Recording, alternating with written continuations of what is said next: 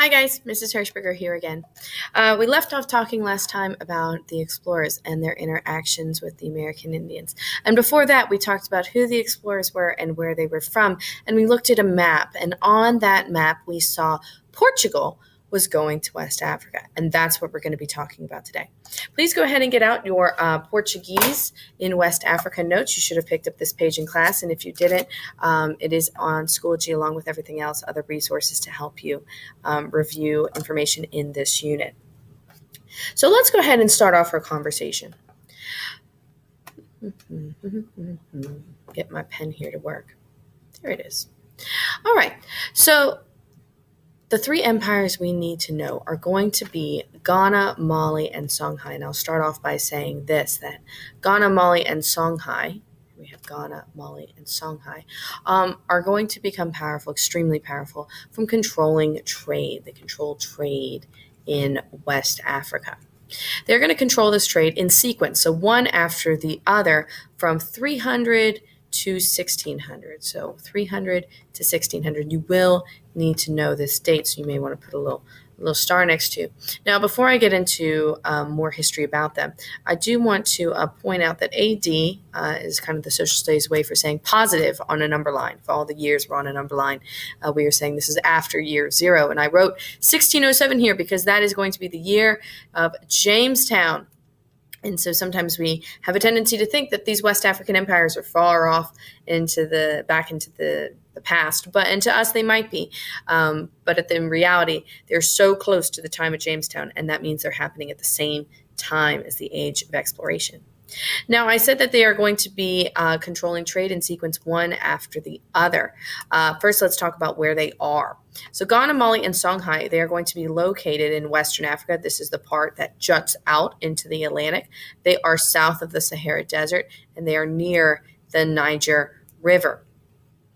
Now, part of the reason that they are going to start this trading deal is because they are extremely rich. Now, Ghana will start off as going to be a very rich empire, will rise with kings because they rise to so much wealth through having access to natural gold mines and salt mines. That's what everyone is looking for. Gold is, of course, very valuable to everybody, and salt is valuable in this time period because it preserves meat. Consider beef jerky. If it's packed in salt, you don't need to refrigerate it. In a time before refrigeration, salt is incredibly important to everyone on the globe to keep their food safe to eat. Kind of similar if you're vegetarian to fresh fruit versus dried fruit. One is going to keep the other longer, and salt draws out the moisture, and it prevents the bacteria from spreading as much and as quick. So they have access to these natural resources, and West Africa is extremely valuable even to today. Most of the diamonds for sale come from this part of Africa as well. So just naturally, the resources that they have access to enrich them, and they trade with other nations. Now, because humans are greedy, Ghana finds itself under attack from other empires in Africa, and will ultimately fall, so that there's invaders, and these invaders take over the area. They take over the salt and gold mines, and they become the empire of Mali. Mali has a king named Sundiata. He brings the empire to even more wealth through good, strong management, expanding the empire, fighting battles to increase their borders. His nephew is going to be Mansa Musa, another great king. They're going to establish Timbuktu, the capital city, which you may have heard of. Sometimes people refer to it as when referring to a faraway place. But Timbuktu was the capital city. They had universities. They had libraries. Their architecture. They had great mosques, religious buildings that do not look like Western architecture, but in their own sense are incredibly complex and very well engineered. And they rise to even more power through even more trade. And at this time, they are going across the Sahara Desert in caravans with long strings of camels carrying all this gold and all the salt to trade with other European nations and other people in the Middle East, and bringing back things that they need. The Portuguese will start trading with Songhai because after Mansa Musa's death, because no one lives forever. So in Mali, then starts to have not so good leaders.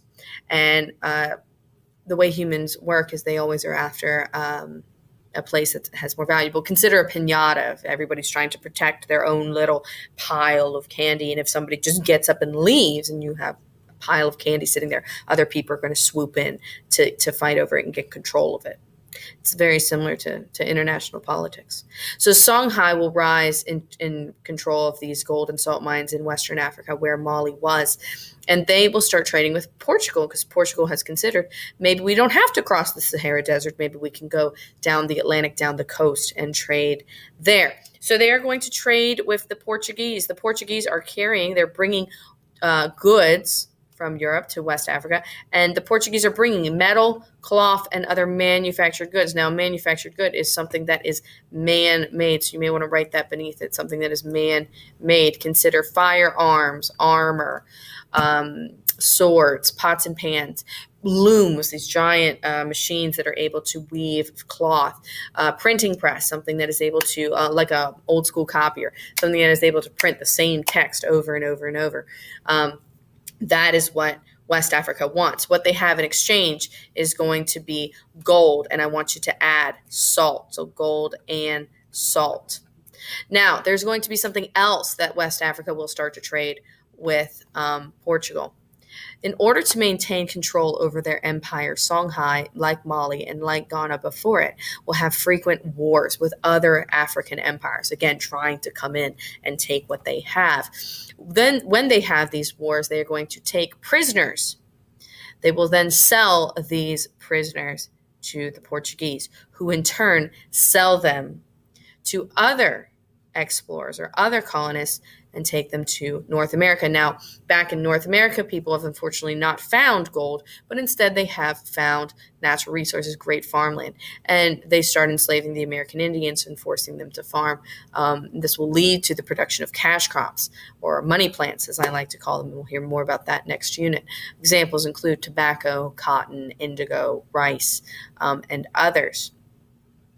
And Portugal and West Africa are already trading gold and salt. Portugal hears of the need for humans to farm, and they will make an arrangement with Songhai, and Songhai starts selling its enemies.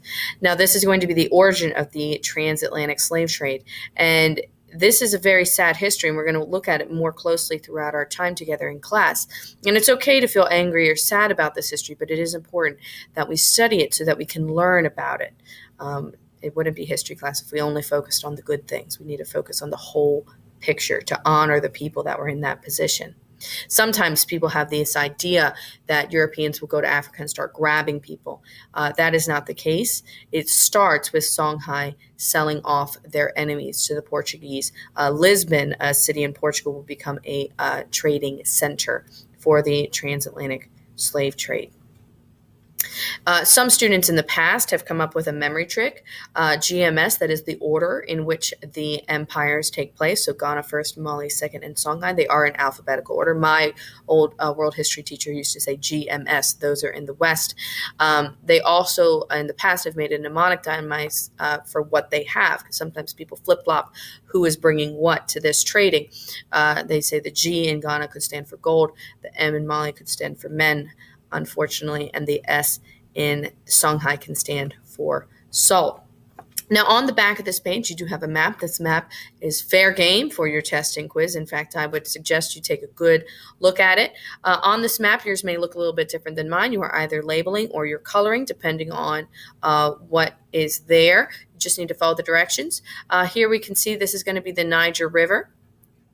Again, the West African empires are near the Niger River and south of the Sahara. The Sahara we can see by the camels. Then we have our representation of the gold and salt mines. And this poorly drawn star is going to be the capital city of Timbuktu. And of course, all of the gray area is going to be water. So complete this map. And we'll be talking more about this in class.